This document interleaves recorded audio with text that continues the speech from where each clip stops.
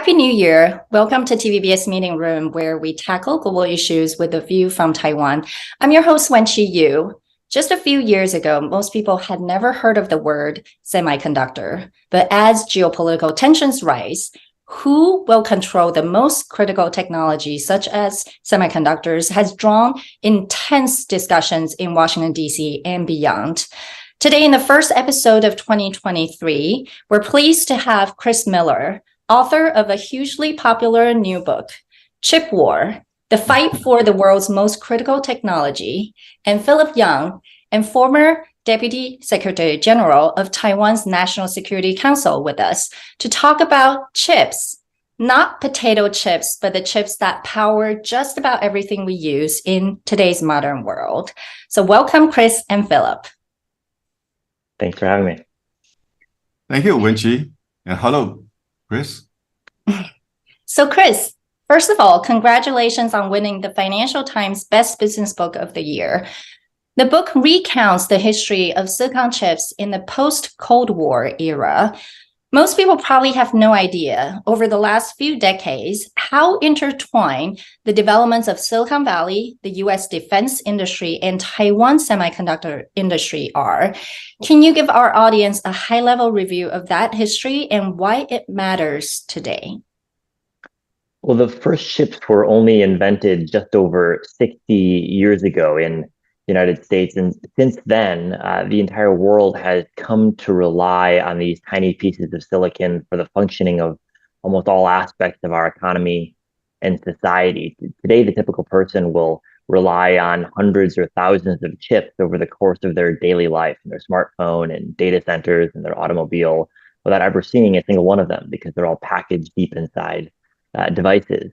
But society won't work without them. And the most advanced chips today are produced with a very complex international supply chain stretching from Europe, the United States, Japan, to Taiwan. And today in Taiwan, the Taiwan Semiconductor Manufacturing Company, TSMC, is the world's largest chip maker and also the producer of the world's most advanced processor chips, which gives Taiwan a position of unique importance in the production of the computing power that the rest of the world depends on.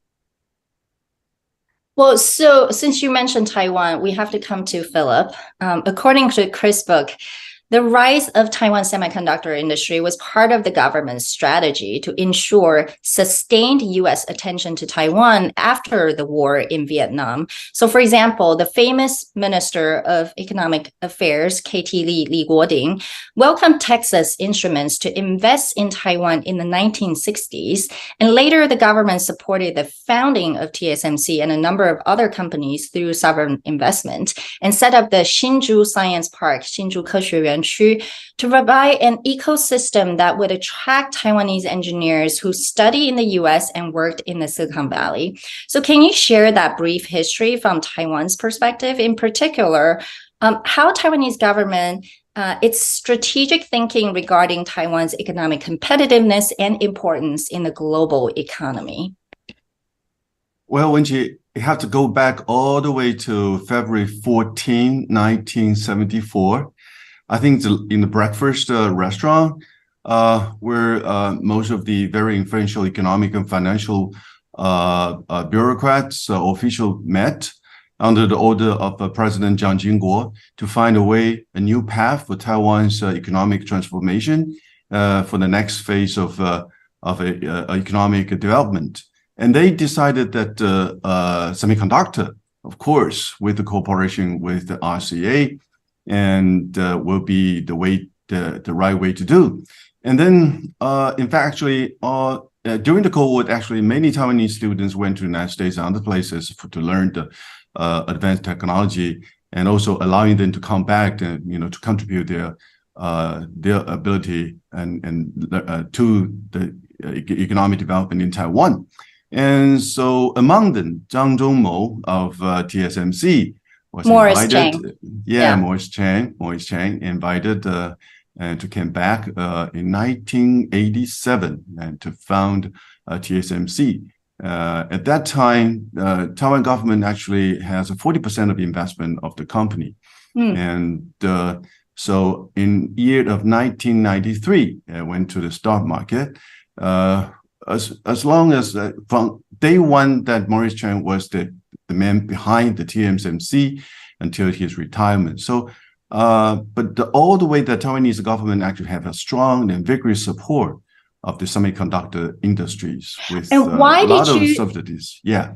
Yeah. Why did they decide on semiconductor? Was there, 20, 30 years ago or 40 years ago, did people understand the importance of semiconductor, or that was just kind of an opportunity? That was a bit of everything, but I think most of them because the vision and also the position of Taiwan's in the International Division of Labor, particularly in the semiconductor industries, make them understand that this is Taiwan's chance to be part of it and to have a major share of it. And also together with the Taiwanese investment and Maurice Chan's leadership, of course, and of course, don't forget UMC. So that's probably because of and UNC is, can you say the UMC is a Liandian, yeah. He's probably number 3 after TSMC and Samsung. Yeah. So, I think while the world is currently focused on the competition for most advanced chip making technologies and capabilities, the world used to collaborate on chip making and manufacturing, including with China. In fact, many Taiwanese semiconductor companies have factories in China. And the semiconductor industry is a huge global supply chain. So, Chris, it would be interesting for you to kind of share with our audience how each country has played a different role, from the United States, Taiwan, South Korea, Japan, Malaysia, to today the Netherlands and beyond.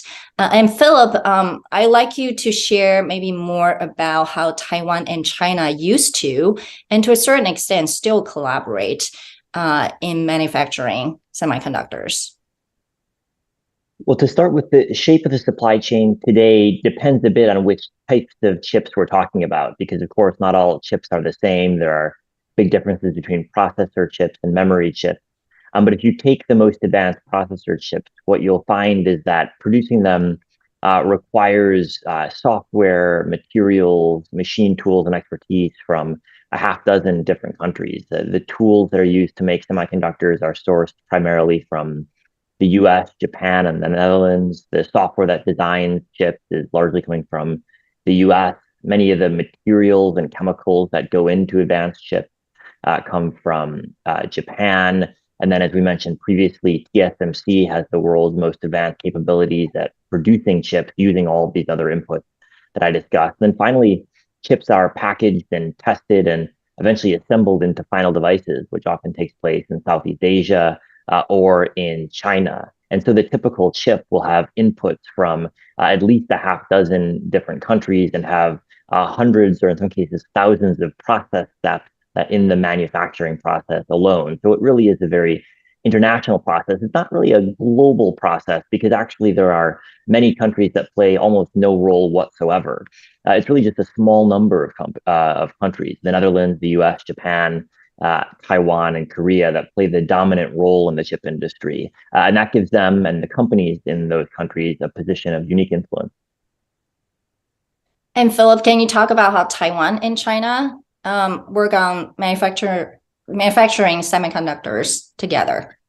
Well, you know that actually a small chip actually support most of the devices and high-tech products. And since China's for the past 2 decades have become the world factory, as a matter of fact, that it is indeed for several years to be the major consumption market for the semiconductor. And so particularly on the mature chips, and basically for the electronic devices and computers and cell phones. So that's the reason why the Taiwan's and China's cooperation become deeper and deeper, and with major investment from TSMC to other foundries like UMC, and together with many Taiwanese semiconductor companies have large investment, like in Kunshan, Shanghai, and many area in China. So, Philip, I'm going to have a follow-up question on this. When you were in the government during President Ma's administration, was there any discussion about, or concern about semiconductor, in some way, whether it's the talents or, moving some parts of the manufacturing to China? Was there any sort of national security concern in that area? Yes, they were concerned about many Taiwanese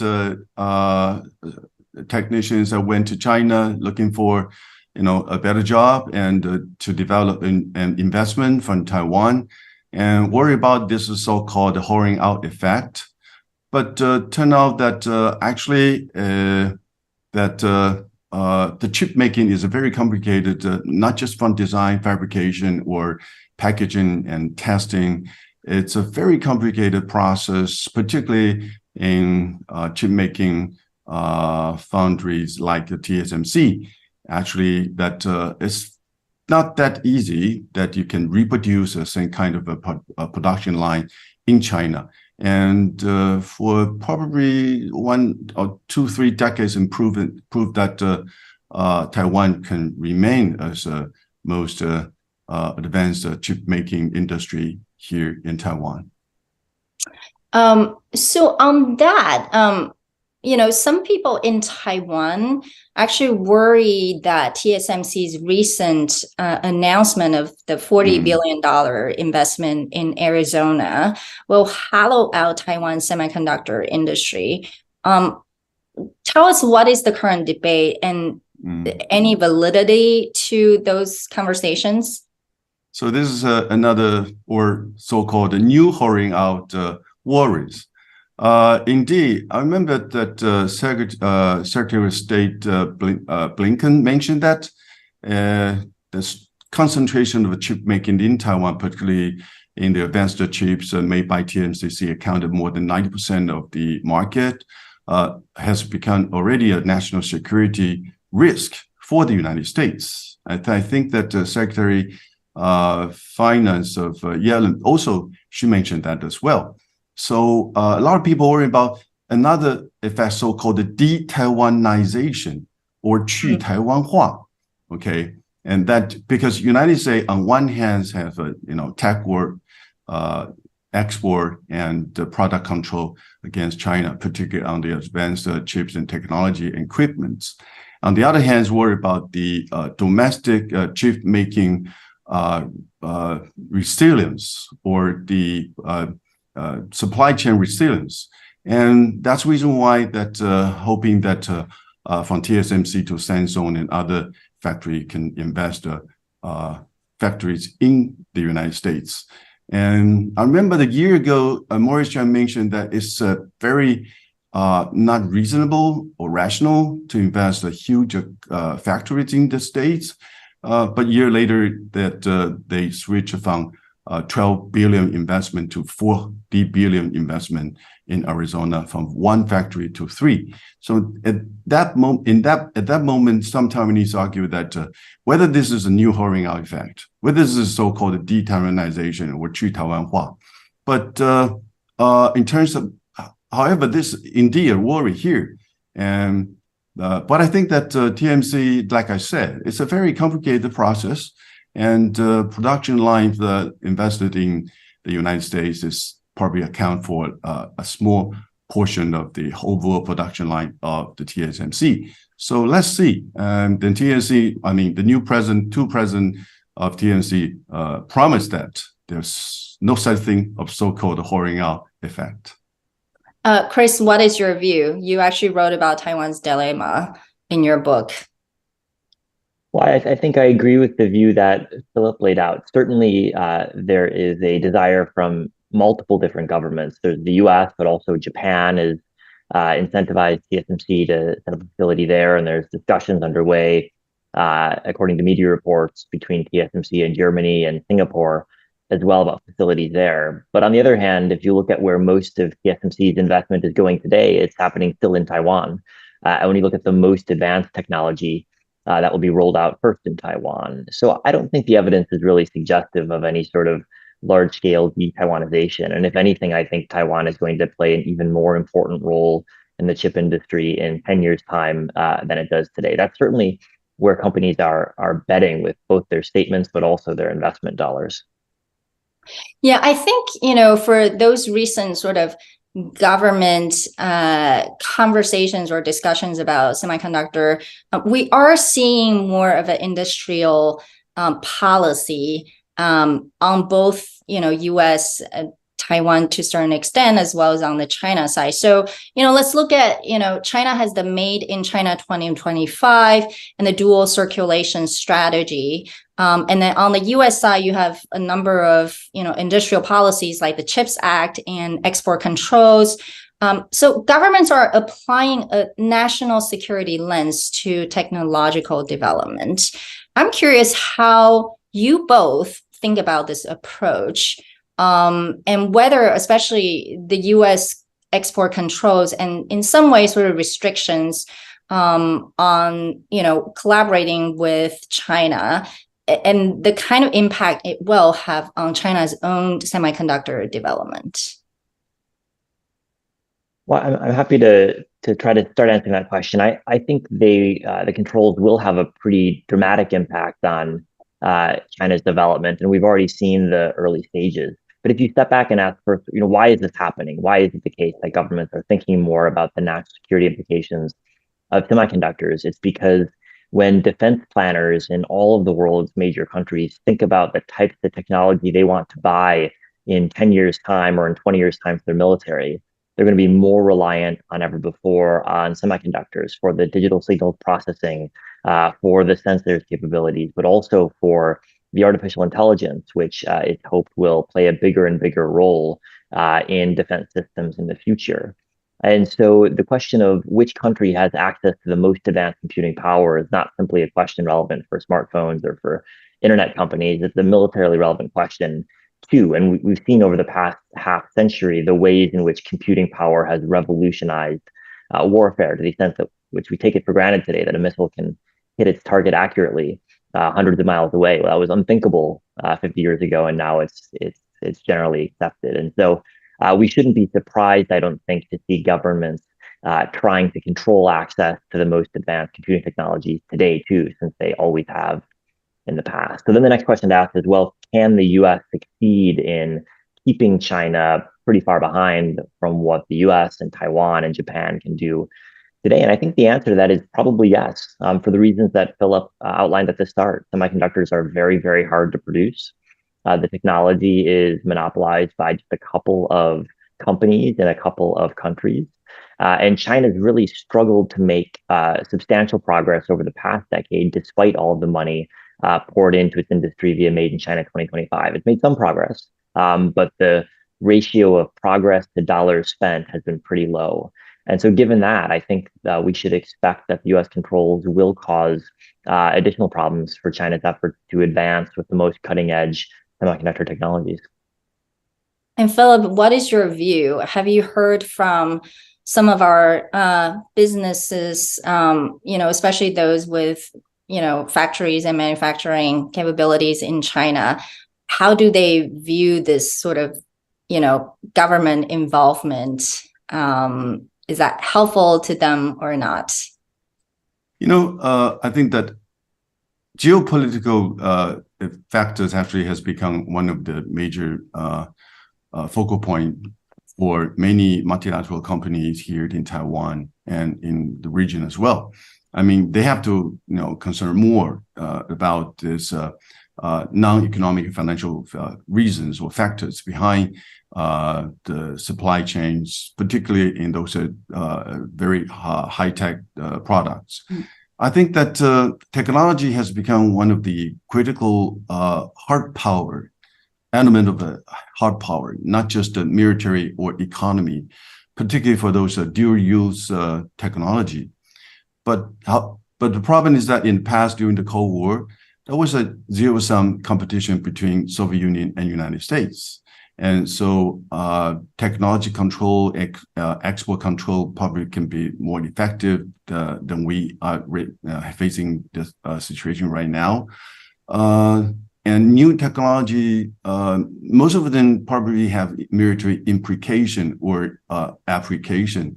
And so that's the reason why when you deal with the technology control, that you definitely have to deal with the impact on financial or commercial aspects. So it would be very difficult for a private company to deal with this, to cope with this new geopolitical challenges. So that's the reason why that Funtime for TMC as an example, that you can see that a year ago and now they have totally different perspective. And Maurice Chan remark in the open ceremony where President Biden attended, and Maurice Chan said that globalization is almost dead.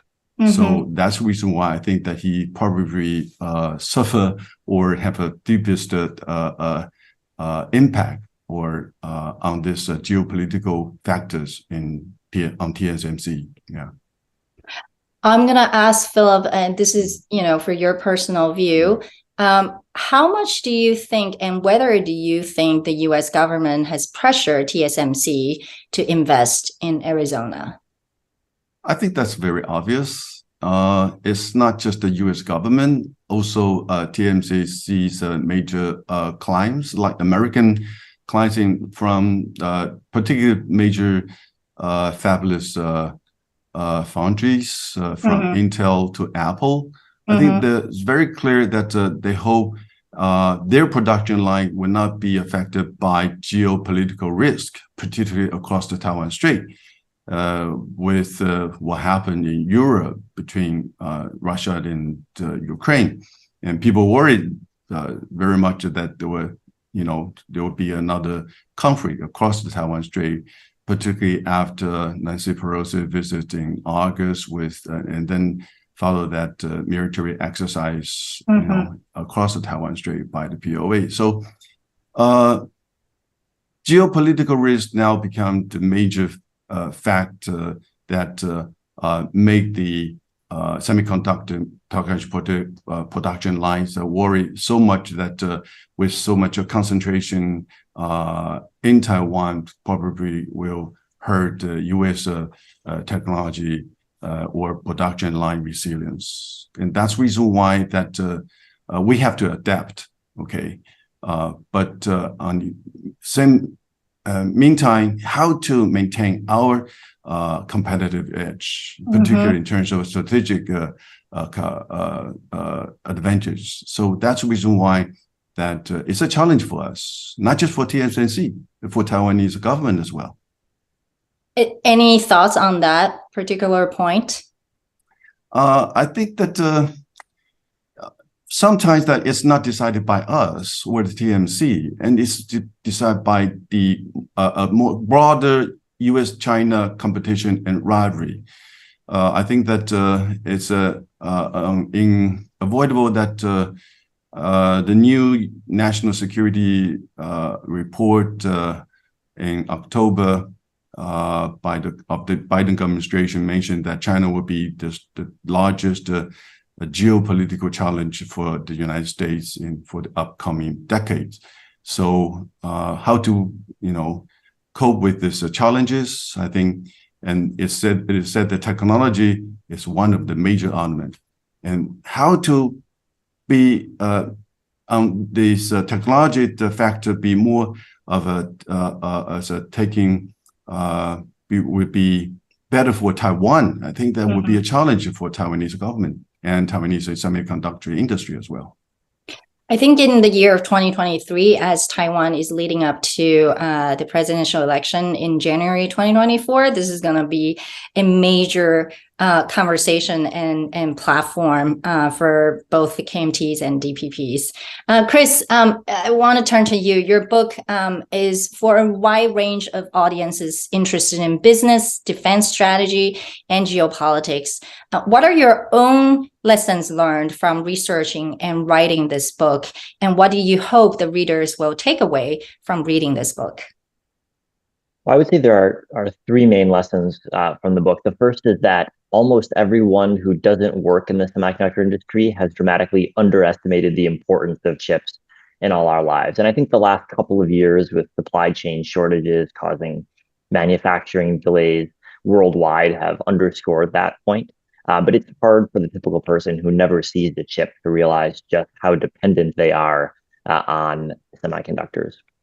The second key takeaway for me was the extent to which the chip industry is defined by just a tiny number of companies. We've talked about TSMC in this conversation. We could also talk about ASML, the lithography firm in the Netherlands that produces 100% of the world's most advanced lithography machines. And there are other companies that have similarly strong market shares. And so it's a tiny number of companies that produce the chips that we all rely on. And that unique structure of the industry makes it very different from many other sectors of the economy. The third aspect, I think, as Philip alluded to, is the extent to which we're returning to the origins of the chip industry, in which military concerns played a big role in shaping how the industry developed. The first chips were actually ordered for guidance computers on missiles. That's where the semiconductors emerged from. And we're returning to a period in which military concerns and defense concerns will play a big role in shaping the industry over the coming decade. And I think for a long time, the chip industry, because it sells most of its chips to smartphones and to PCs, kind of forgot about the implications of their technology for military uses. Mm-hmm. But the past couple of years, the Russia-Ukraine war, for example, have brought this issue back to the forefront. And as military planners in Washington and Beijing and around the world think about ways that they can apply artificial intelligence to military systems, a task that is fundamentally dependent on access to the most advanced chips, we're going to see, I think, more evidence that defense concerns are going to play a role in the structuring of semiconductor supply chains far more so than they have in recent decades. Well, last question for Chris. With the new Congress, with the Republicans, being in control in the House of Representatives, do you foresee more, I would say, export controls and even more measures coming out of Washington, D.C. when it comes to trying to kneecap China's technology and semiconductor industry? Yeah, I think the new Congress is going to be focused on the issue. And there's, given all the evidence of the past couple of years of ways that U.S. technology has flowed into the People's Liberation Army and their development of military technologies, this is an issue that is bipartisan concern in the U.S. But I also think that the export controls that the Biden administration rolled out in October on China's chip industry, they were intended to be pretty comprehensive, and I think not the first of many steps, but rather the big change. They'll be followed, I think, by some smaller tweaking of export controls, but I don't expect another major expansion of export controls on semiconductors. In other spheres like biotech, perhaps so, but in the semiconductor space, I think we've seen the big change in the export controls from last year, and the U.S.'s focus for the next couple of years will be trying to plug any holes that do emerge in that new export control regulation. Well, thank you. And with that, thank you both for speaking to us today. Chip War is currently being translated into Chinese and will be published by Tianxia in Taiwan in April. More importantly, this book has sparked so many more conversations about what to do with the global supply chain of critical technology, such as semiconductors, when geopolitics is balkanizing the future of global economy. And Taiwan, a country that produces 90% of the most advanced chips, stands right in the middle of the political, economic, and security fight. TVBS Meeting Room will bring to you more experts on this topic later. And thank you for watching, and take care.